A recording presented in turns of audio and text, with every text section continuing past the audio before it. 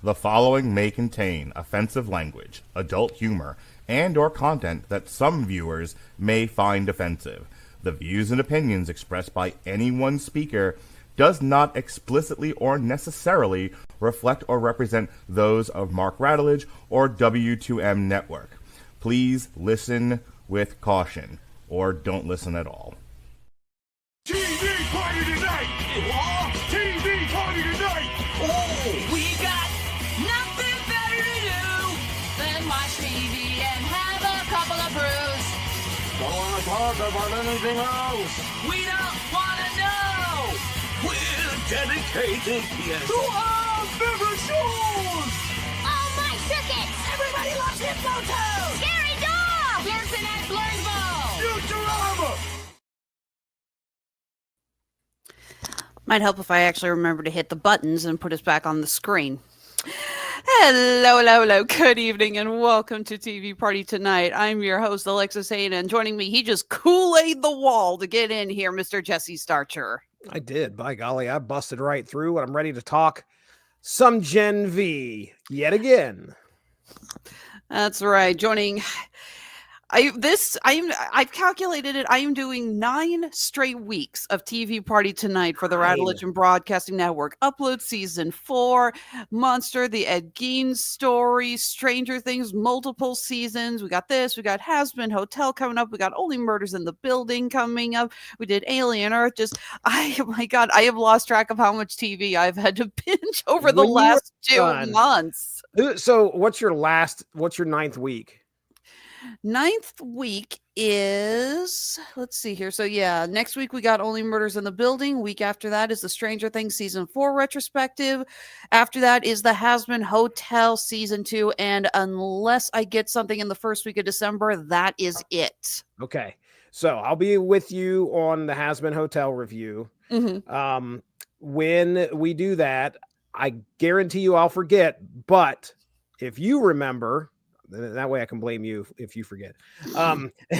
If you remember, we need to do all 9 weeks and just rank what your favorite to least favorite is. And I have a prediction on where I imagine you would land, but well, we know Alien Earth's at the bottom. Yes, unfortunately it is. Yeah. Okay, but yes, we are not here to talk Alien Earth. We're not here to talk Has-Been Hotel yet. We are here to talk Gen V, the American satirical superhero television series, the spinoff of The Boys, which is based on the popular comic book story arc by Garth Ennis and Derek Robertson. Second season premiered on September 17th, 2025, with its first 3 episodes starring Jazz Sinclair, Lizzie Broadway, Maddie Phillips, London Thor, Derek Liu, among others, with new character Hamish Linklater joining the cast. I still cannot get over how bizarre it is to hear the priest from Midnight Mass / the new voice of Batman from the Caped Crusader series acting like this new character Cypher. It is surreal. Yeah, it's pretty crazy. I remember watching Midnight Mass and coming away with, I don't know if I discussed that with you guys or not, but I know I came away with, after watching it, like much of an appreciation of Hamish's acting ability, and he just like landed on me like a 2-ton weight. I was like, holy cow, this guy's good. So seeing him here was just funny. I'm watching the first episode and I'm like, who is this guy? I know who this dude is. Where do I know him from? And finally I looked it up and I was like, oh, yes. Okay. All right. Still got the same gravitas. In my opinion, I think he still does a great job. And we can probably talk about that here in a few. See, it's weird for me because the first time I was introduced to him was, I think it was the show The New Adventures of Old Christine, and he was a comic relief. To see him suddenly taking these heavy dramatic roles, it's just like, whoa, where was this guy? Because he did not give any of that. Interesting. On the sitcom. That's good, I guess. And now, unfortunately, we do have to talk that we are one actor short, and that is Chance Perdomo, who played Andre in the first season. We also saw him when Mark and I reviewed Chilling Adventures of Sabrina. He sadly passed away from injury sustained in a motorcycle accident in 2024. Filming had not yet started for Gen V, so they basically had to rewrite the season now that Andre apparently was killed off before the start of the season. Right. It is really hard, though. Chance was an amazing actor. He was a lot of fun to watch. Really enjoyed him as Andre. Gone too soon, man. Really sucks. I agree. And you could kind of, it's good that they kind of, clearly he was a big part of season 1. And they wanted to give him a good send off in season 2. So the part that they wrote, or at least they wrote around for him, where he kind of sacrificed himself, trying to save the group, was, a good way to send that character off, and plus a good way of, paying honor to him. We also have the actor playing his father, who, let me hang on a check, Sean Patrick Thomas.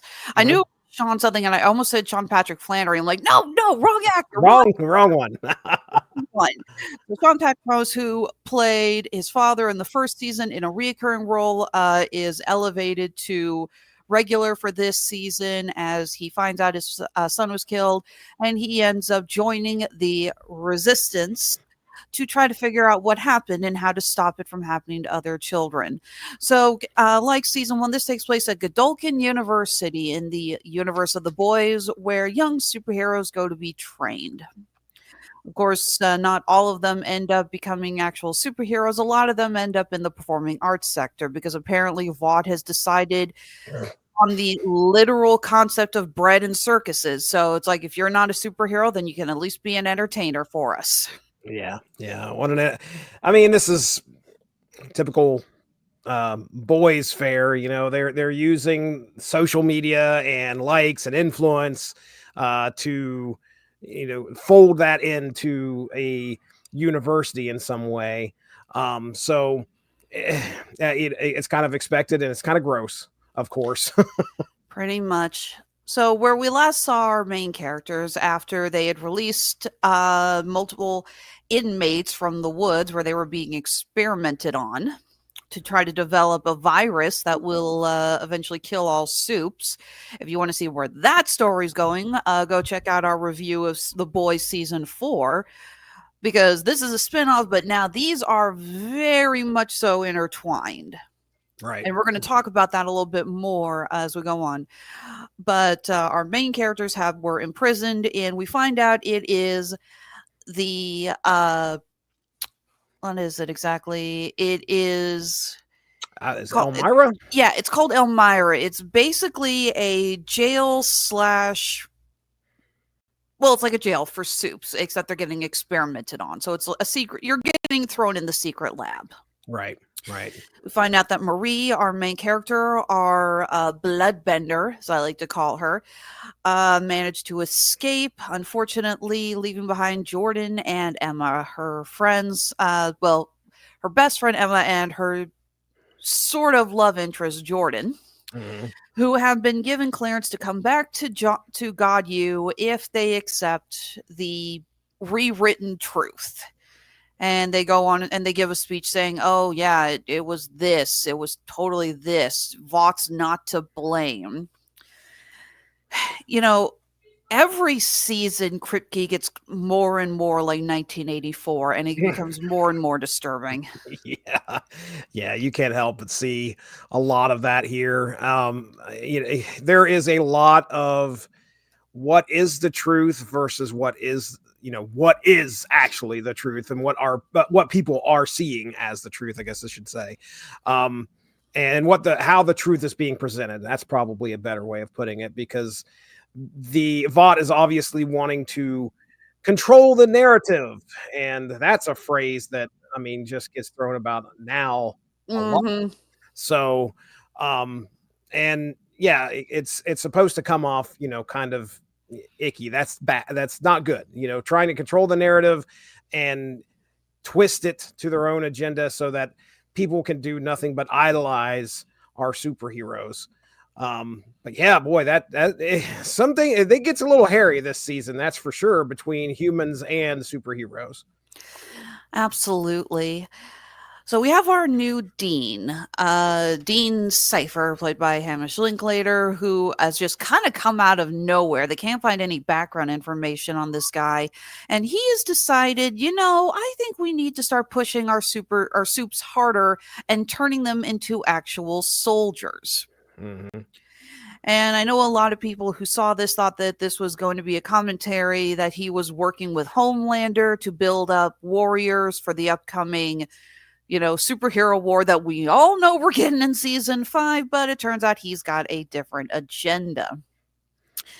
Marie, of course, is still on the run when she's approached by Annie/Starlight. Starlight. I know she doesn't want to be called Starlight anymore, but let's face it, that's what we're all calling her. Right. Who says, look, you should probably go back to school. Not that it's a great place, but it's safe because you got a lot of bounty hunters coming after you from Vought. And while you're there, I need you to try to do some investigating on something called Odessa. Right. We got to give them the mission here, get back into the school, and a thing to find, this mysterious project called Odessa. So, of course, Marie's like, why would I want to go back there? There's no reason why any of these kids wouldn't want to go back there, but they feel it. They're finally convinced to go and help, and plus they want to learn what exactly this is, if it'll help bring down any bad guys. Exactly. So she's reunited with her friends. We get a little bit more about what's also been going on with Kate and Sam, who we last saw joining Vought. We saw them in season 4 of The Boys, acting as a task force for Vought, taking out members of The Boys. That horrible scene of Kate convincing Frenchie to walk away and Kimiko finally saying her first word as she burst into tears. That scene is still so painful to watch.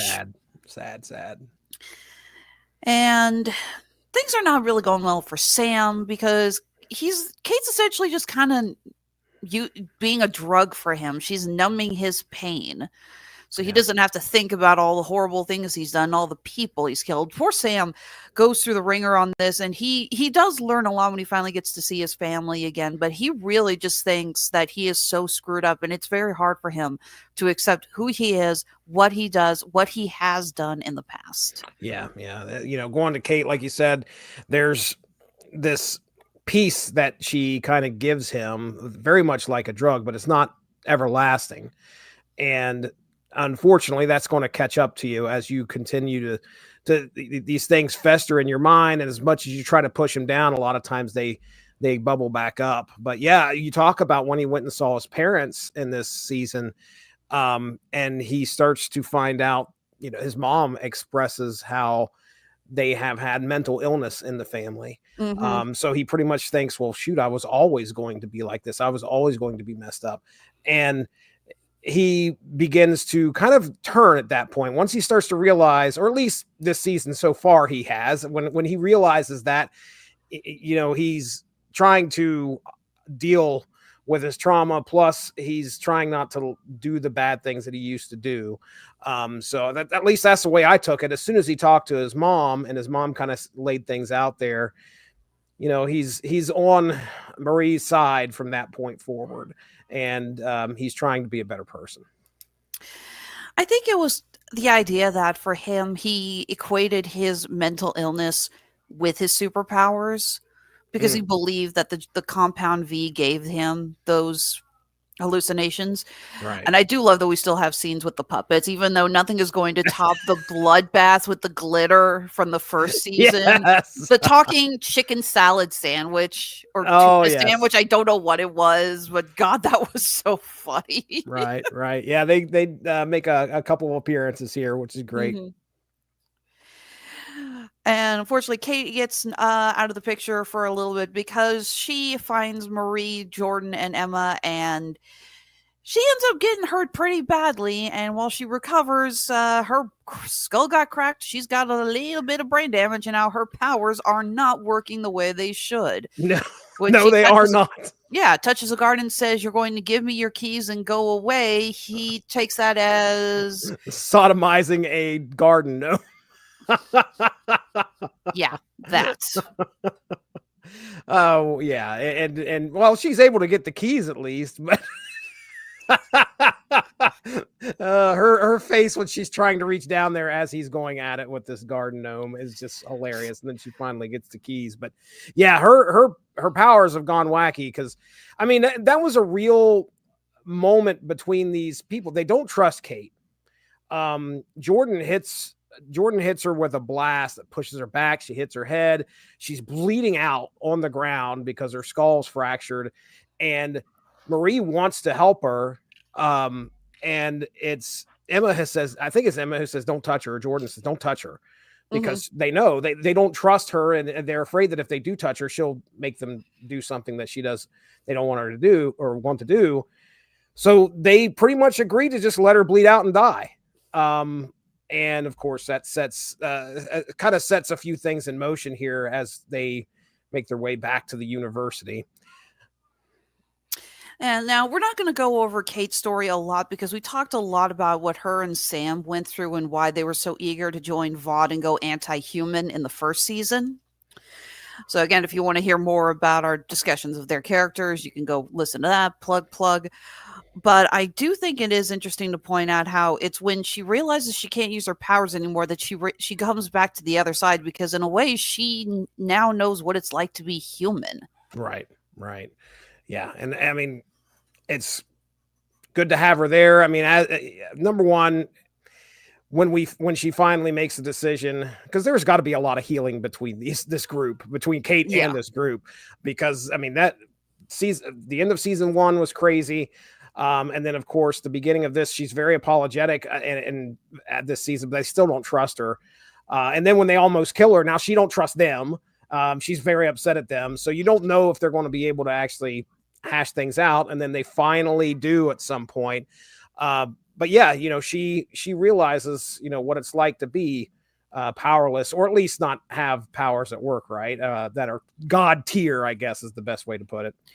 Yeah, it kind of reminds me a lot of Umbrella Academy, number 3.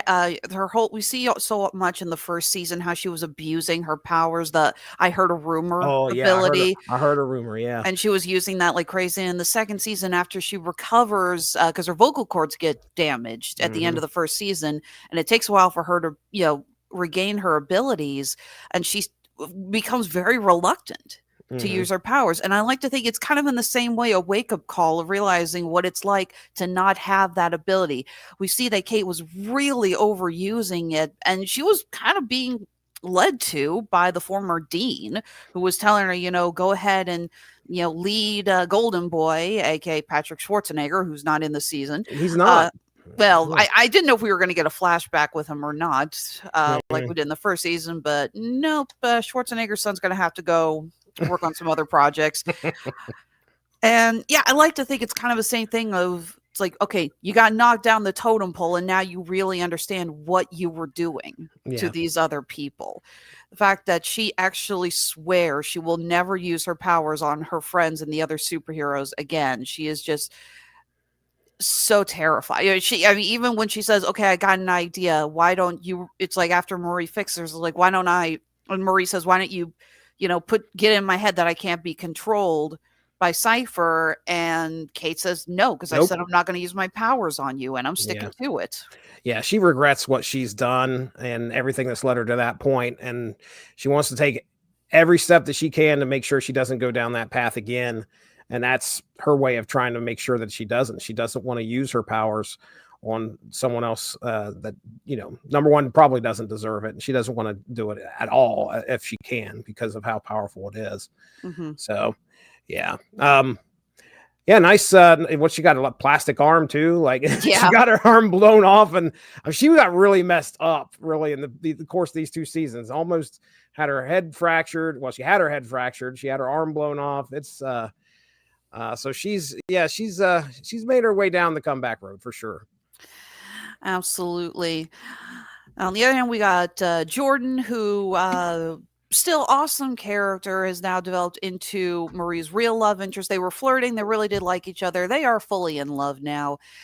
And credit to the writers that it's not just when Jordan is in his male form. Again, we have a Jordan is bigender, able to switch genders and switch powers with that. I do love how cringe it is when he's given that here when they okay. I said this last time. It's like I know they go by they them pronouns, and if I mess up, I am not trying to be insulting. I am not trying to be indifferent. I'm just an idiot. So apologies in advance if I say the wrong one, but yeah, they're given that speech by the chick with the stinger who, oh my God, what a Chekhov's gun that did not get resolved. I was so expecting. She's literally a bee. And she has a stinger, and she vomits up honey, and she says if anyone, if she stings anyone, they die, but she'll die, just like a bee. It's like, I'll lose my stinger, and I'll bleed out and die. And the whole season, I'm like, and waiting for you to sting someone and die, and waiting for you to, it's like, my God, gutterball, guys. True. I mean, my goodness, I guess she's coming back for season 3 if we ever get one, so. We will be talking about that. All right, then. All right. So, but yeah, she gives that speech and she tells Jordan, it's like to talk about, it's like being a trans person, and Jordan's like, I'm not trans, I'm bi gender. And she makes them use that word. It's transtastic. Oh my God, the cringe, the absolute cringe. All about optics and trends and just to try and get that, hashtag transtastic trending probably. Oh my God. Yeah, it was an eye roll for sure.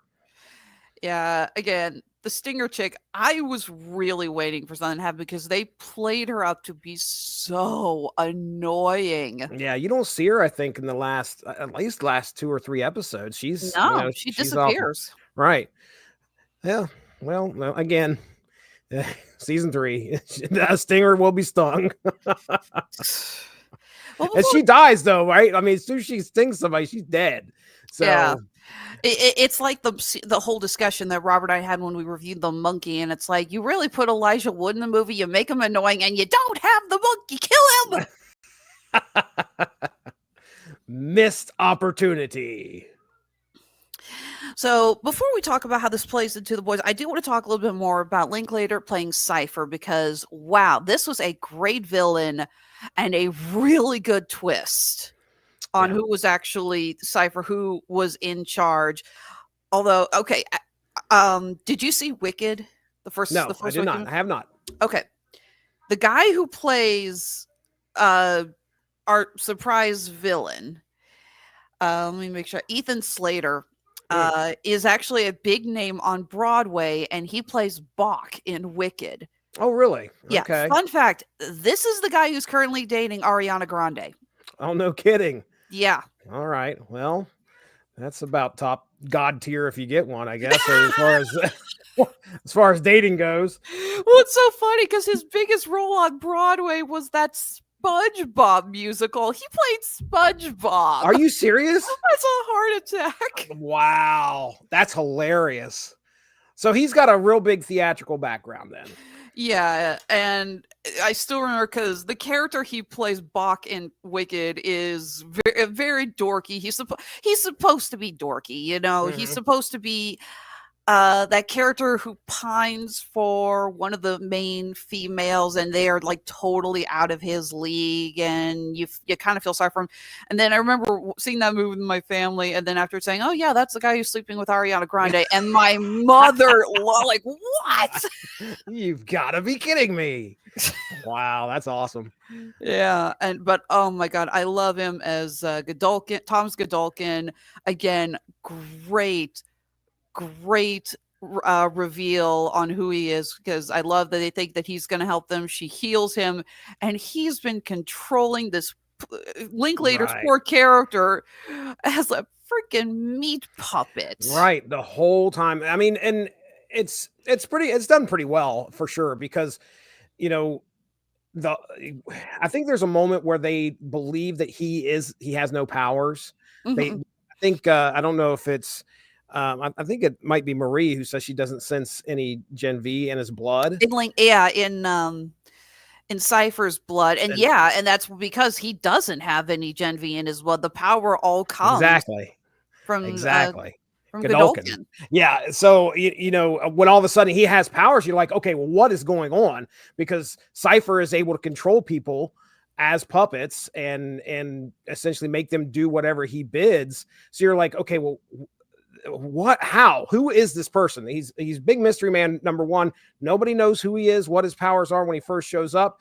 They make an assumption based off of what they find out about him, and then they're wrong.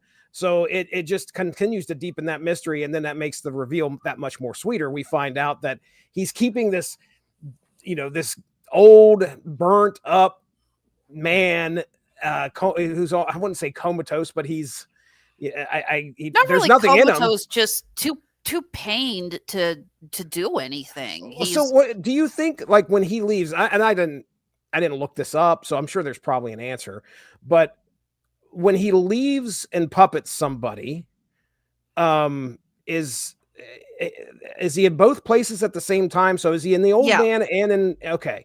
Yeah, right. we see that in the finale, in the last episode, when he is training the rejects, and he's able to walk through them with them still fighting each other. So he's able to control all of them while he's still doing his, okay. So, which begs the question, like, why do you think it's just probably his twisted mind?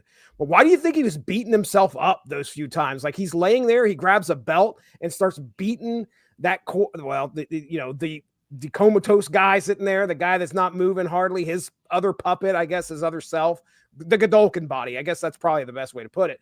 The Godolphin body's laying there, and he grabs a belt, starts beating it. At one point, I mean, he looks like he's almost going to smash it in. So I'm assuming like he's probably decided, okay, he's going to give things up. Because I think at that point he's freaking out because he's got all nothing's going right for him.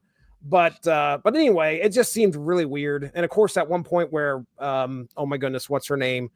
Sister Sage and him are making, we'll just say, having a passionate moment. And Sister Sage is looking over at his Godolphin's body as he's watching on. It's just so messed up. Makes sense now, but anyway, it just, I was sitting there thinking, like, why would you beat yourself up? He's obviously pretty angry, but he's also not right in the head either. I guess it's just more of the, it's like how many times you're like, stupid, take it to the nth degree. Fair point. And then he hits him a few times and he grabs his leg and start doing the rehab a little bit more. And then he is like, make up your mind, dude. But yeah, a good reveal. Great reveal. You're right. I do think his senses are kind of muted when he's taking over. Well, or at least he's not really able to sense totally what they go through, since he doesn't feel the pain that You're right. Cypher when he gets stabbed, and we have the scene when he gets healed, and the first thing he does is he has all that glorious food, all that sensory overload that he can't just he can't stop. Like, he's just eating nonstop and doing just about everything that he can, just smelling the air and feeling sheets. He's having sex, yeah, doing all that stuff. So he is, yeah, you're right. He's probably sensory deprived. That's what I meant to say, or deprived. That might sound a little better. Something like that. Speaking of Sister Sage, it is mentioned that she is Vought's CEO now. So I guess that's good. That is going to go over into season 5 of The Boys. Yeah. It's mentioned. She said something like, well, Ashley's not in any not fit to run things now. At the end of season 4, we saw Ashley having a panic attack and giving herself an injection of Compound V, but we didn't see what happened to her. Right. I remember that. So yeah, Sister Sage making her way up the ladder for sure. Yeah, and I find it so fascinating. One of the interesting things about Sister Sage is she's the smartest person in the world. I love that in season 4. I was like, you're the smartest woman in the world. Smartest person. And because she knows everything that's going to happen. She's always like 20 moves ahead on the chessboard. But when Godolphin decides to deviate from her plan and start culling the students, Yeah. She is shocked, and she's just like, "Whoa, wait a minute, what?" And I'm sitting there going, "Okay, so either you knew this could happen, and you just blindly decided to ignore it, which could be a thing because she clearly has feelings for this guy. She asked him to move in with her, Yeah. or he really surprised her, and this was something she could not plan for." Right. I think a lot of what I was getting there, she was wanting to slowly, have him reveal himself to Homelander. So because she even says you don't just spring stuff like this on Homelander. You can't surprise him with this. The Yeah. fact that you're still alive, Godolkin is still alive. We can't do that. And yeah, she must not have been expecting him to go off the deep end and be like, yeah, I've got one more thing I want to do. And she's like, what do you mean? And that's when he starts, and she's like dodging calls from Homelander, like while this is going on. Yeah, I So- don't blame her, although I was half expecting a post-credit scene where Homelander just jumps in and it's like, "You want to tell me why you sent me to voicemail?" Just, I don't know. Maybe it's just because Homelander is still the scariest character in fiction right He- now. he And is. I'm just, every moment, it's just, I'm watching The Boys, I'm like, I'm just terrified. It's like, is he going to show up and kill someone? Because that's just the power of Homeland. That's the amazingness of Anthony Starr in that role. He'll show up, he'll make you feel like, oh, you've got maybe a chance of walking out of there, but in reality, you do not. You're dead right before he lands. Yeah. But I do, again, it's really interesting that Godolkin essentially, you think his plan is to power up the soups for this army. It turns out he's sick of Homelander because he's tired of mediocrity. So many of these superheroes, as we've seen for the past 2 seasons, they have powers, but it's Yeah. yeah. They're very unimpressive is probably the best way, and strange.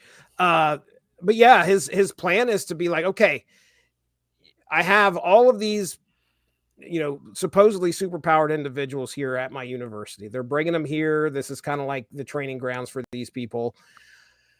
But yeah, there is way too much out there that would not make much of a difference in what my vision of the world is. So yeah, he's going to figure out who is the strongest of the strong. The ones separate the wheat separate from the wheat from the chaff. Is that the best way? The best Pretty phrase. much. I guess I think about it a lot, like, because you can't help but draw comparisons between Gen V / The Boys and X-Men, and we know Right. there's a million X-Men characters with either useless powers or just physical deformities or just something that really would not be that useful. Hell, look at the Morlocks and their roster of characters, and I think to myself, like, wow, what would Professor Xavier been like if someone like, oh my god, there's an X-Men who basically just has an invisible skin. You see all of his bones and organs and stuff. We saw him briefly in the X-Men 97 series on Genosha, and I Yeah, remember reading about him, and he has like no real powers. He just looks like that, right? yeah.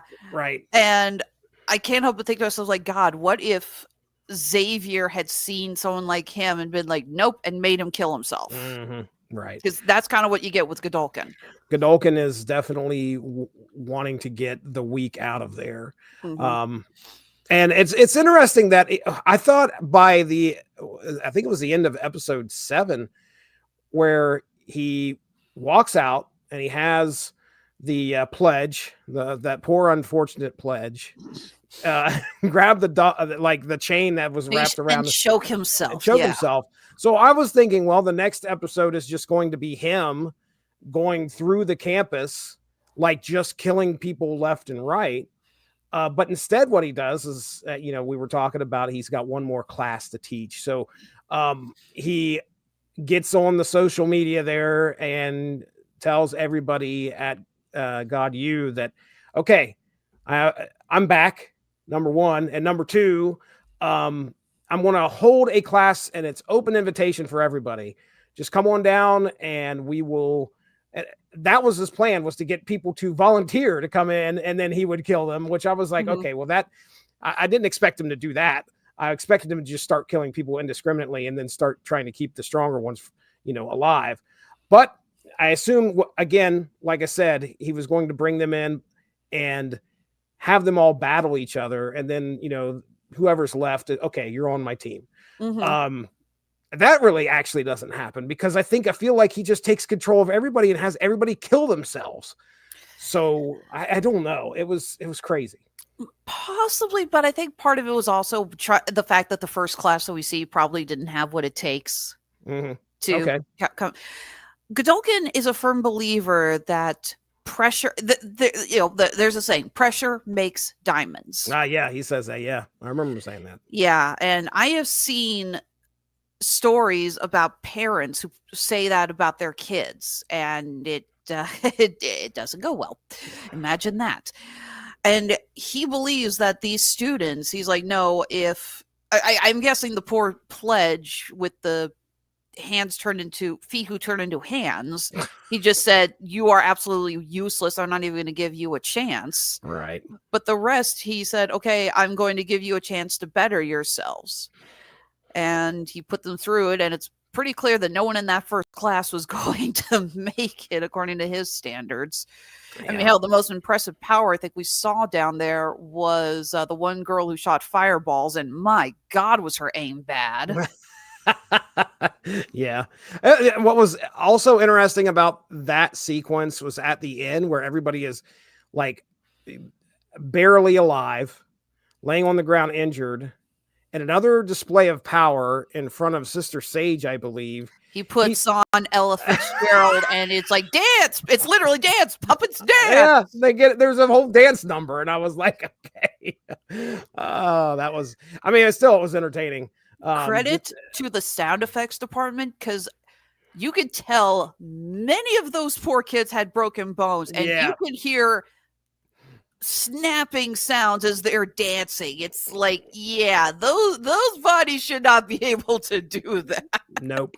No way. My God. No way. Oh.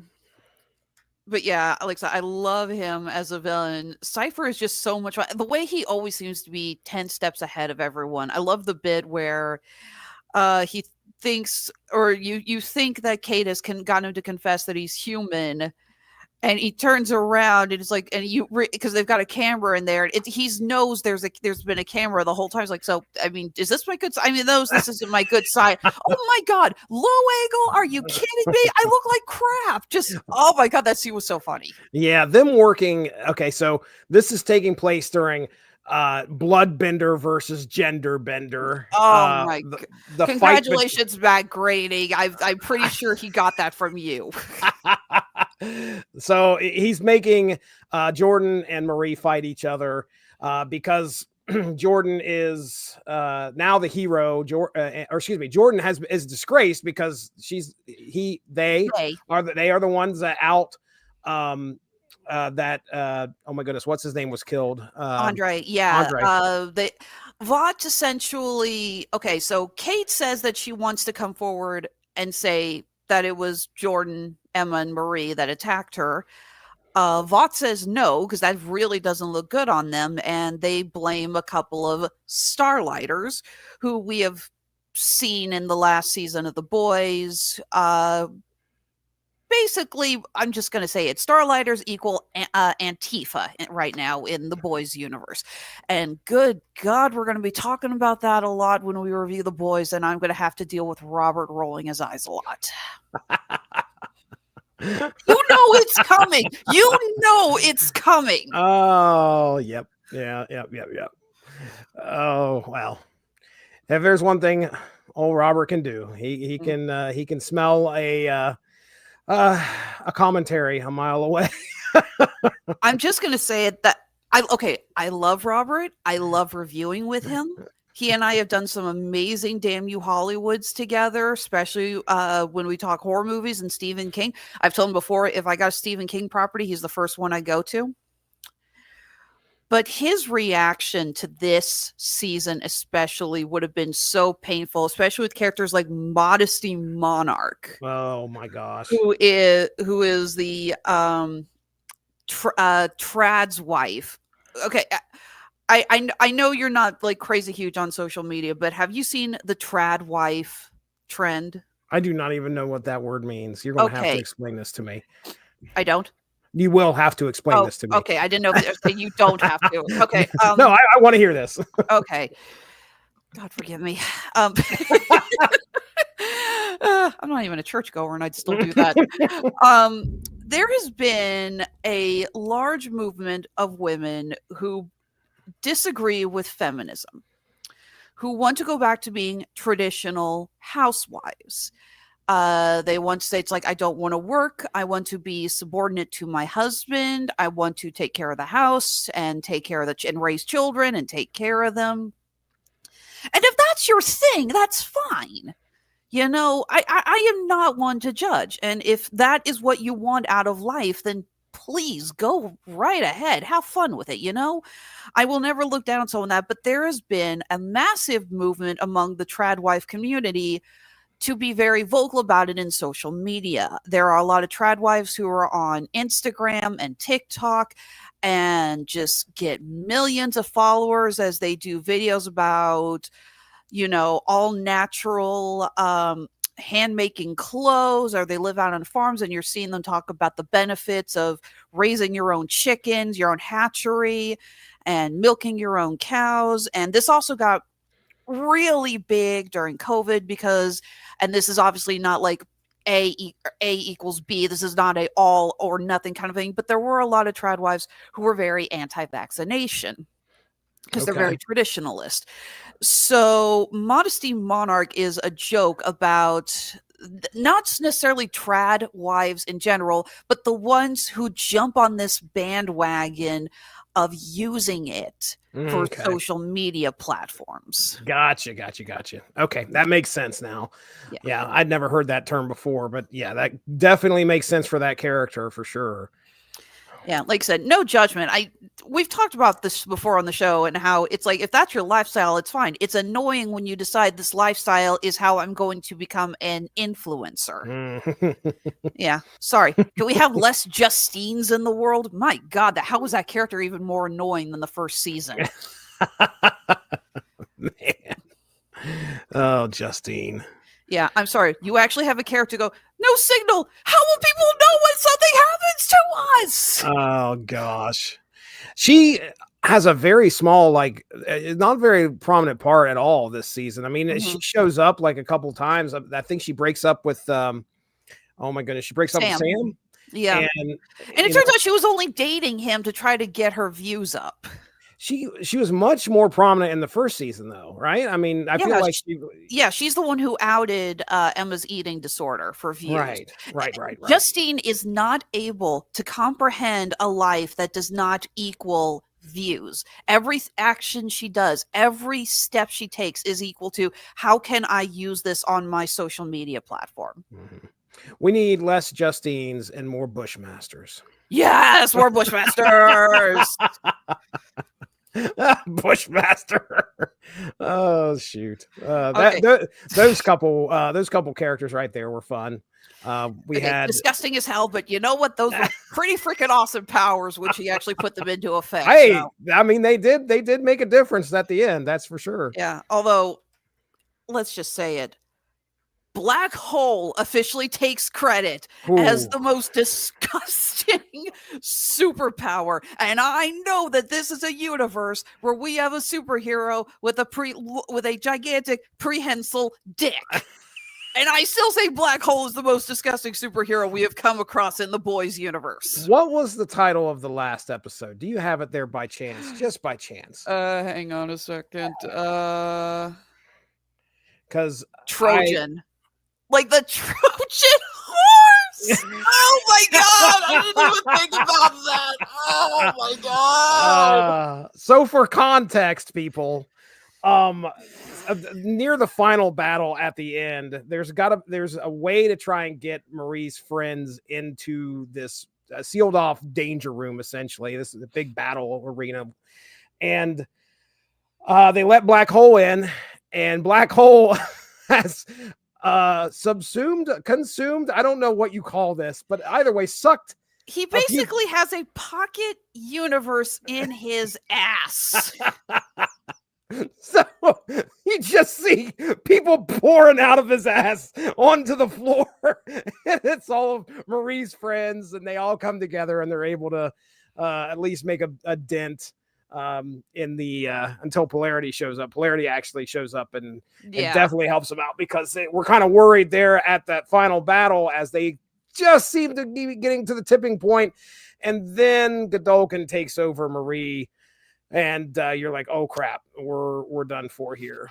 But yeah, again, loved what they did with the first Polarity, bringing him in. I'm pretty sure that this was going to be what they were going to have Andre do, right? If if they were still able to work with the character. I do like that they gave this role now to his father rather than recasting. I think it works better. I agree, and it gives Polarity also motivation for joining these band of kids to try and take them down. So that unfortunate circumstances, but they use that to help the story, I think. And of course, we also now know why Marie is as powerful as she is. She was conceived the exact same way as Homelander. Yeah. And she, at first I was like, okay, she's got blood-bending powers. I mean, this is what's going to go up against Homelander. But what you start to realize is, as we go through this season, she uses these things to not as weapons, but also to heal. Girl's a freaking necromancer. Yeah, I mean, at some point, which we should bring up, she is reunited with her sister Annabeth. Unfortunately, Annabeth is captured, and they're all thrown in Elmira, and they're trying to escape again. And they find Annabeth in there, dead, pretty much. Her throat slit. Cypher literally slit her throat, so she would have to bring her back, upgrade her power. Pressure, next level. Pressure makes diamonds. Yeah. So she's reunited, and of course that goes rocky at first. Brings her back from the dead. Still kind of makes Annabeth still unsure about her sister because of what happened in the past, where her sister killed her parents, not on purpose. It was all by accident. But of course, Annabeth doesn't see it that way. But finally, as we get towards the end of this season, things change between the two. Her sister Annabeth is a precog. Mm-hmm. So, she kind of helps out a little bit, but Marie doesn't really want her involved too much. But Annabeth's like, well, too bad. I am, and I will be. And now, at one point she's blaming Marie for ruining her life because she can't go back to who her, adoptive parent was, which was, I think it was Aunt Pam or something like that. Yeah, her mother. She moved in with her mother's best friend. So right. So they have a little bit of a resolution. They come back together, and at the end of this season, they're definitely, back to being sisters.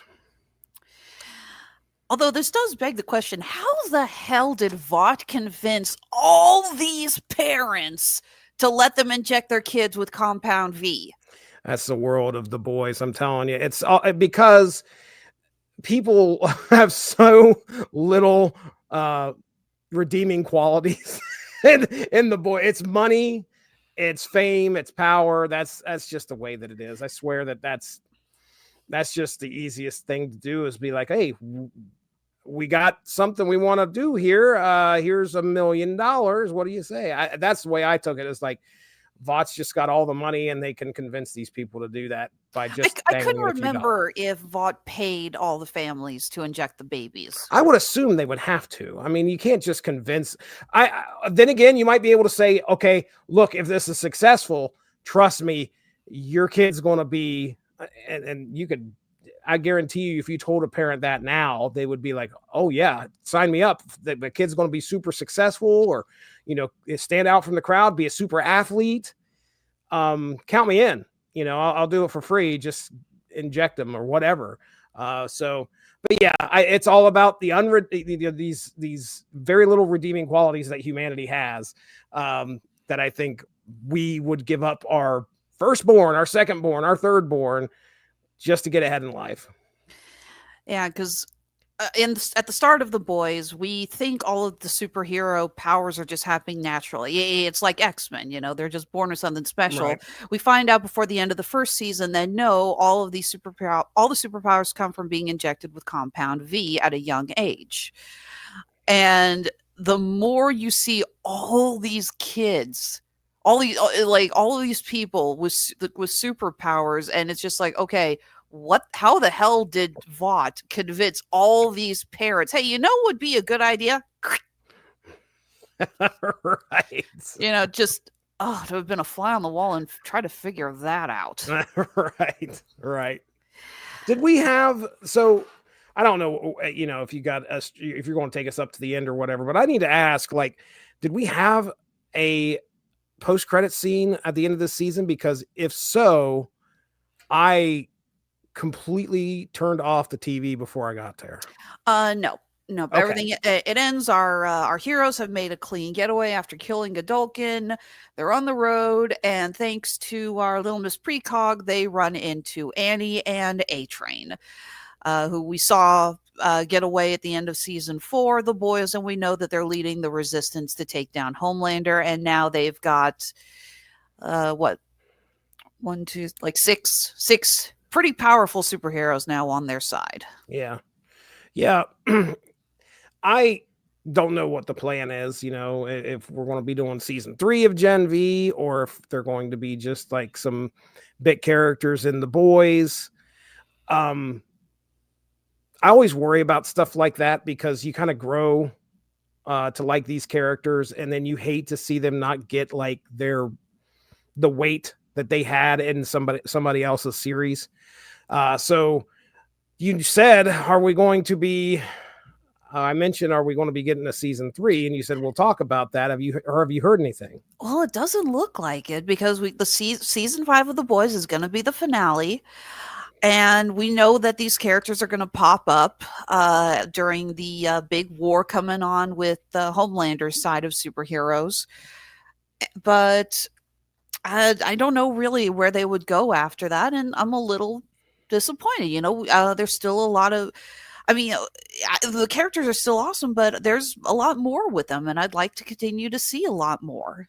Right. And I'm a little disappointed that this may be it. I can't find anything saying that they're going to continue with this. And maybe we don't know if they are, because we don't know how The Boys is going to end. Right. I was going to say the best way to do it, if you're going to be like, okay, next season of The Boys is the finale, we're wrapping up all these properties and we're going to be done with this. Perhaps in that final season, you give a 2-3 episode arc for these people to do something. Okay, you guys got a mission. Here's what I need you guys to do. And we fall right back into Gen V territory in those few episodes for the final season of The Boys. That way, like I said, you get to pay, you get to do something for the people that really like these characters, and also give them a proper send-off. The stakes are always going to be high, and you really don't know what's going to happen. Black Noir might show up, shove a sword through you. I actually, when Black Noir caused that car accident and you see who stabbed the sword through the ceiling, I actually shouted, "Oh shit!" Same here. I was like, "Uh-oh, Black Noir has arrived." And I know it's not the same Black Noir as the first 3 seasons of The Boys. I know that this is a different guy, but still, you see that dude in the mask, it's just like, oh, fuck. Yep.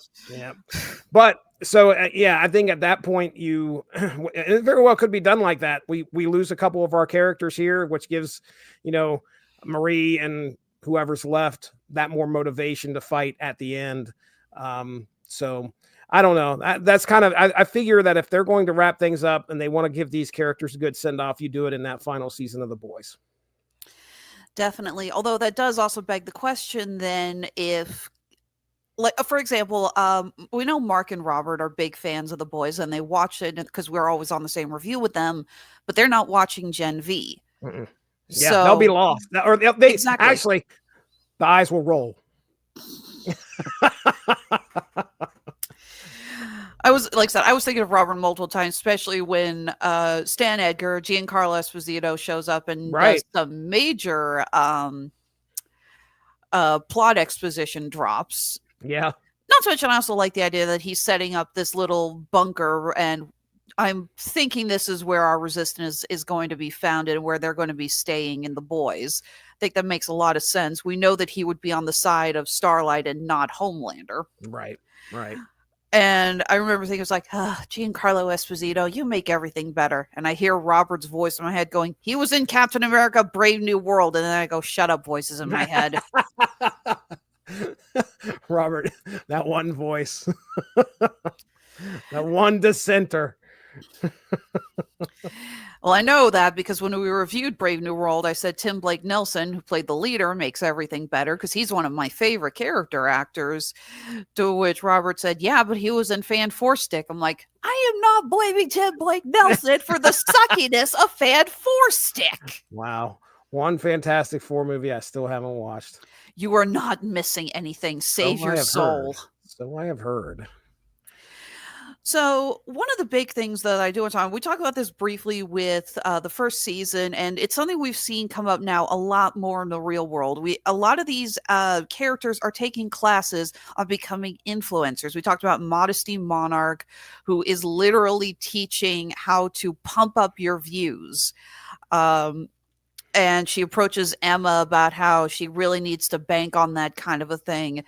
And I sent you an article, this is from the New York Post, but it is colleges that are actually now offering degrees to becoming influencers.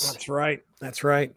So what I found interesting about this is that this article was from December of 2024. Mm-hmm. Things have changed a little bit as far as AI goes. I'm gonna bring it up. Because you probably have seen that there are now AI influencers.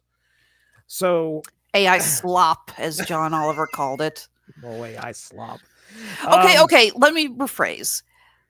AI slop, as John Oliver put it, is not making AI stuff for fun. It is when you purposely make something to try just to get views because it's trending. Oh, easy. I mean, if you go through your YouTube reels, whatever they're called. I don't know what they're called. I mean, I don't know how many AI videos you're going to run into that are just 10-second quick hits of somebody falling down or getting hurt. And it's just complete, Sora 2 has created this and it gives you that little bit of dopamine of kind of, and then you can just flip to the next one because they're only 10-second quick hits, or you can sit there and watch something. So yeah, AI slop is definitely taking over, but there are definite AI influencers that are out there, people who have no idea or just don't care as to what they are. And the only reason I bring that up is that as soon as, this article hits December of 24, they're like, hey, check out this trend where people are taking classes to become AI influence, or not classes to become an AI influencer, classes to become a influencer. Yeah. Now this is focused on like video editing, marketing, journalism. Yeah. This isn't just, hang on a second. Yeah. Arkansas Tech University offering Bachelor of Arts in Social Media Influencing, which incorporates classes in film production, journalism, and public relations. Got my Bachelor of Science in Journalism. I took classes on that kind of stuff. Right. I had to take a ton of film classes on how to do proper editing. I was one of the few students that got invited into an advanced audio editing course where my final was to record a band and put together a single for them based on recording all of the instruments and the singers separately. Oh, wow. Interesting. Yeah, because you can't just set up one microphone and have the whole band sing into it. Everyone's got to be properly mic'd up to the right speakers, which goes into the computer, and all the computer has to record them all as different channels, and then you can alternate the levels.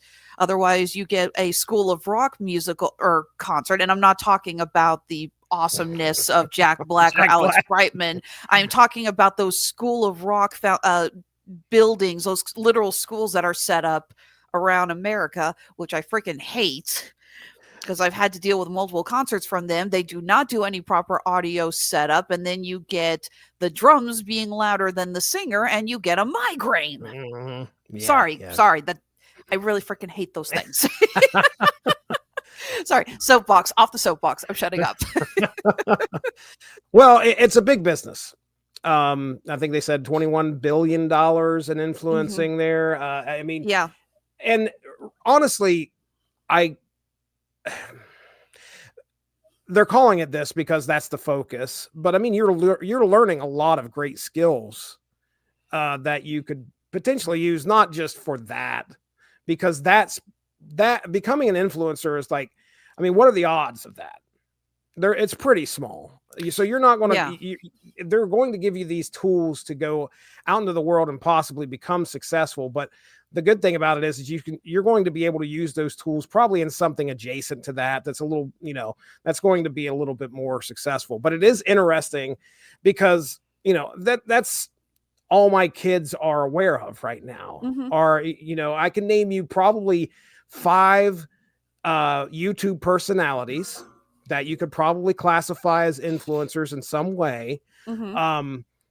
Because just through my kids alone, I don't watch them, but my kids do. So my kids are thinking that this is a viable career. And when you look at how successful some of these people are, it's amazing. Yeah. Go watch shows like Good Mythical Morning or Game Grumps. Right. Yeah. Yeah.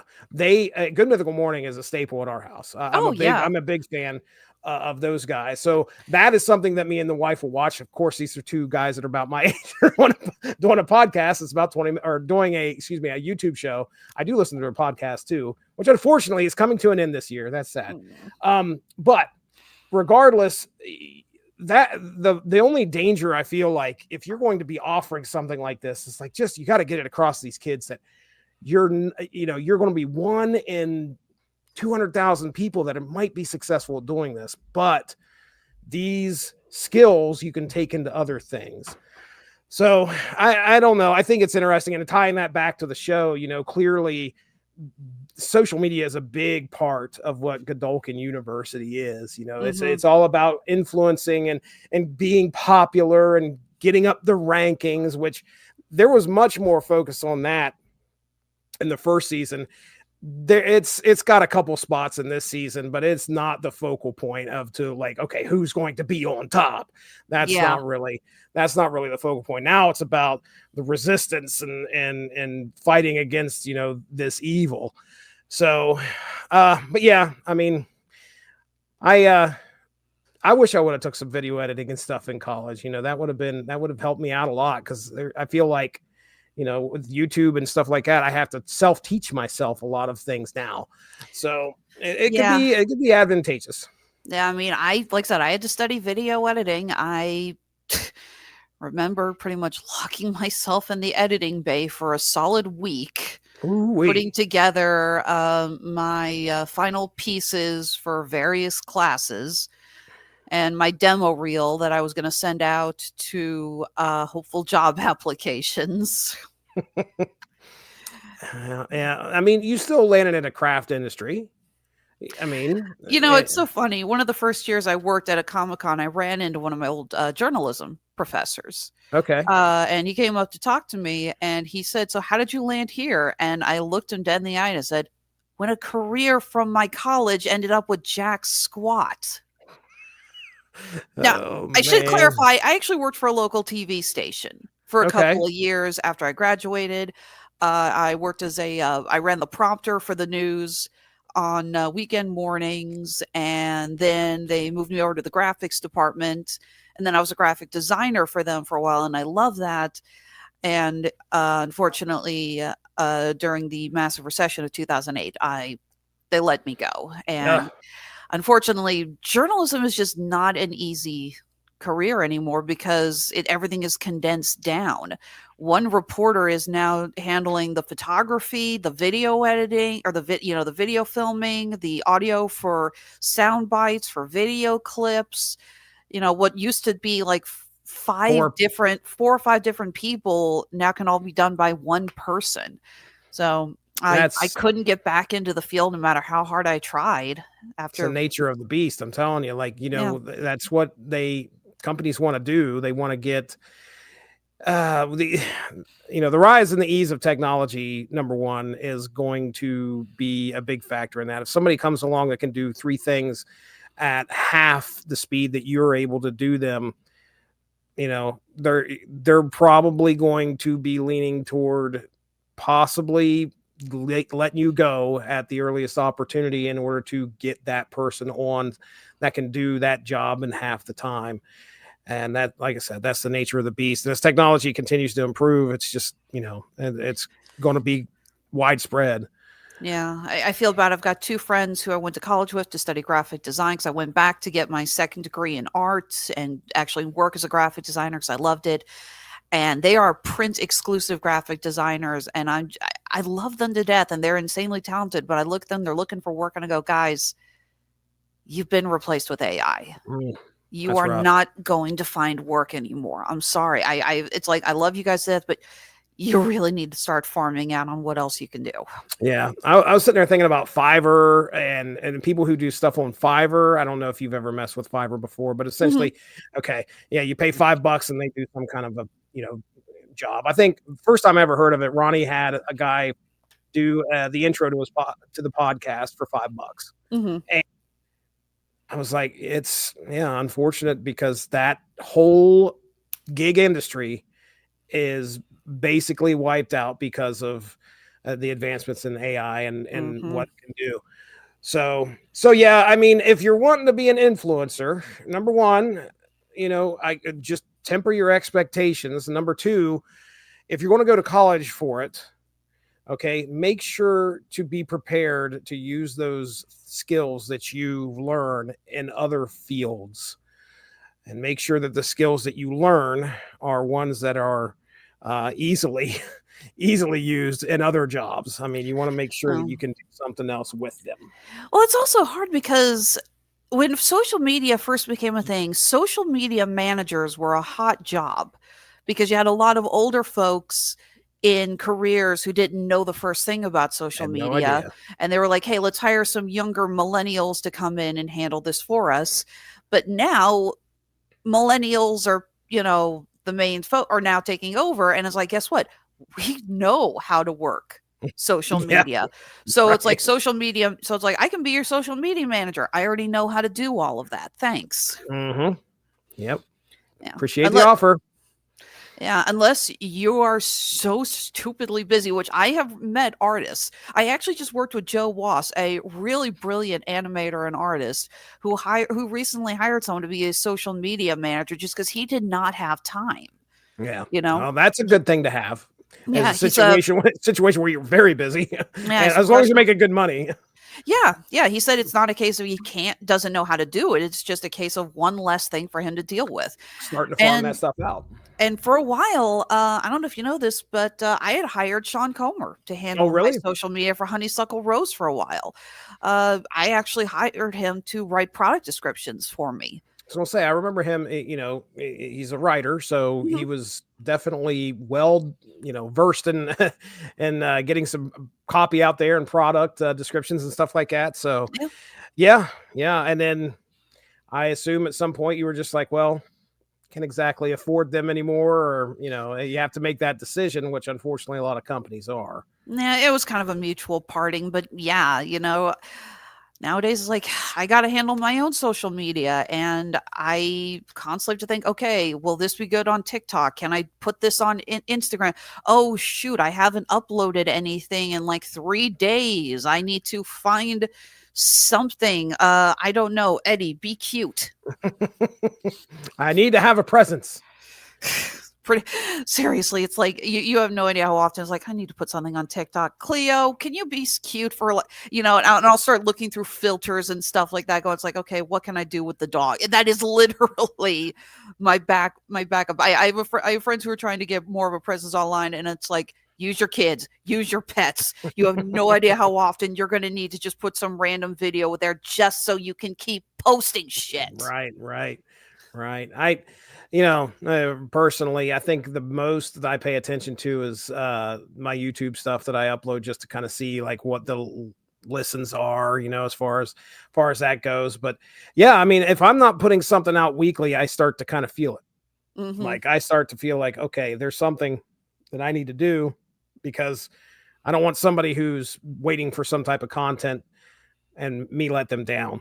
And that's more personal than it is actually business wise, but it is also business wise. You want your name out there as often as you can get it, so your people Mhm. don't forget you, because if they forget you, there was to go back to Rhett and Link, there was probably a good 2 or 3 year stretch where I wasn't watching Good Mythical Morning and then when I stopped watching for a good while. So that's not because they weren't putting stuff out there. It's just because I lost interest. But if they would have stopped putting stuff out there and it was really infrequent, unless you click that bell and smash that like button. If you're watching this on YouTube, guess what we want you to do? That's right. Be notified. Like, comment, and subscribe. I feel like I just lost a piece of my soul. Good stuff. Okay, I didn't realize we were going to go off on such a tangent about trying to make it fun as stuff. influencers. I liked it. It was a good conversation. It is important, I talk with Mark, and I have talked before on various podcasts about influencers and how hard it is, especially when, I'm trying to promote my company, he's trying to promote the podcast, and about how many videos he needs to do per week. I think I could be wrong, but I know for a while on Google Calendar for the network, it actually had like post TikTok on various days just to remind them, oh, I need to get something up every single day. There was something on there like, TikTok crack, if I remember correctly, something that said some kind of drug reference. And I was like, what is he talking about? I'm sure it means something to him, but it sounds pretty ominous plus addictive. Mm-hmm. It is hard everyone wants to be an influencer, and for many of us, we're on social media not trying to just promote our personal brand. It's not a case of like me. It's a case of like my stuff because I need to sell it so I can keep my lights on. Right. And as a matter of fact, I think at some point, we're supposed to be moving to a different platform. I don't know if anything's changed, but I remember Garmer was talking about us moving to something different because the main reason was because we had the option to get to TikTok with it. So I assume that StreamYard does not stream to TikTok or something like that.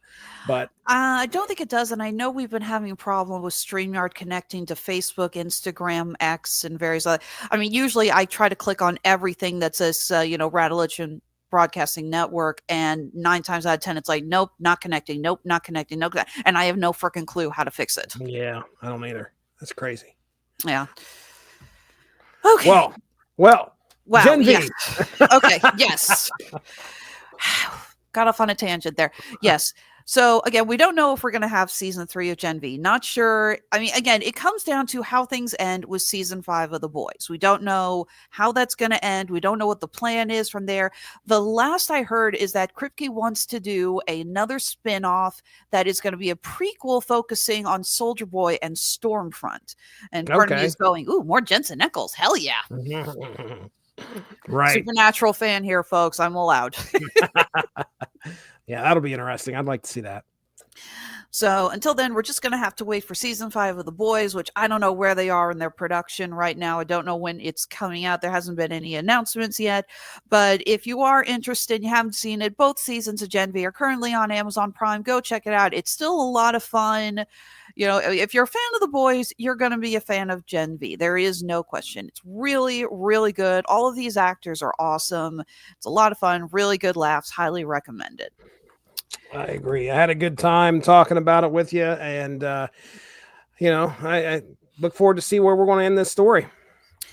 Definitely. And as I continue my never-ending stretch of weekly TV party tonights, we will be, you and I will actually, you will be joining me for the next 3 weeks because we're going to be back next week to talk Only Murders in the Building, season 5. That's going to be you, me, Mark Radulich, and David Wright, who's joining us for the first time. All right. So we got that. Week after that, if you've been a fan of us for a while, you know that Jesse and I are doing our retrospective look at Stranger Things, one season a month. And in 2 weeks, we're going to be looking at his personal favorite season 4. We're going to be discussing the Satanic Panic and everyone's favorite character, Eddie. Eddie Munson. Oh Yeah. my goodness. I'm like I said, I just My finished corgi just looked at me like, me? No, not you, other Eddie. Just finished episode 7. So yeah, the finale is I think right around the corner for me. I think. How many episodes are in this season? 4, season 4, 10 or 8? Because 8 feels like it should be the end, but I mean, my goodness. Not 100% certain. I'd have to pull it up. I got to binge Only Murders in the Building first. I can't get there.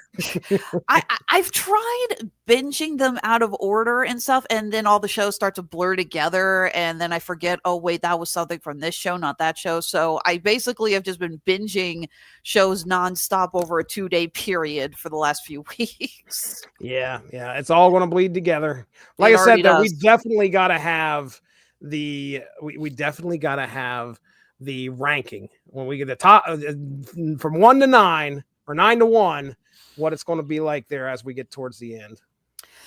Because after Only Murders in the Building, a week after that, just a few days before Thanksgiving, we're going to be looking at Hazbin Hotel Season 2. First 4 episodes are out already. Loving it. We got Sir Pentius's backstory, and it's so cool. And we get to see the speaker for God, and it's an awesome character. And I'm just freaking and we get my new favorite song from Luge with Gravity. Oh my God, it's such a great song. Awesome. So good start. Definitely. And in the meantime, I will also be coming back on Damn You Hollywood to join Robert and Mark as we discuss Wicked for Good and The Running Man. Oh yeah. Good stuff. All right. So other than being a slave to TV Party Tonight, because you've been coming in just as often, almost as often as I have. Yeah. Where else can our listeners find you?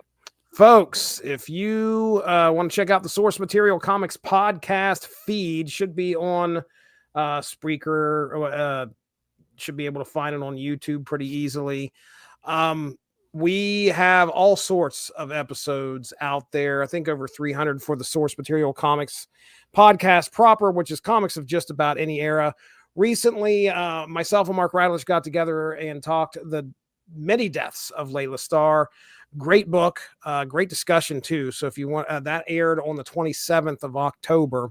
So please check that out. Also on this past, oh my goodness, I think it was the 20th. I had a series of episodes that led right up to Halloween on Unspoken Issues, which is our 90s comics podcast, talking about Midnight Massacre, which took place in the books of Morbius, Ghost Rider, Spirits of Vengeance, The Darkhold. All these books kind of tied together with one big long story where Blade essentially decides he wants to eliminate anything dealing or affiliated with the occult. And every time he kills something, he absorbs its power. And by the end of this series, it's crazy. It's crazy. Just get a chance if you want to listen to something there. Like I said, it was perfect for leading up to Halloween. Check it out. And you can also hear me and Evan Bevins get together. And I think we're recording this coming Saturday where we do 4 to 5 episodes on Marvel Snap. The show is called Snap Material. And we discuss if you play Marvel Snap on your mobile device, there might be something there for you. We're coming up on our year-end show, which usually in November, what we do is we take a look at the last year's worth of cards that got released, and we do a tier ranking of the cards. Well, this year, I swear they just decided to do 100 cards. So we're going to separate them out somehow. And I think we're going to do it by cost, but regardless, if you're interested in that, check it out. That's all I got. I appreciate you having me on here. I had a good time.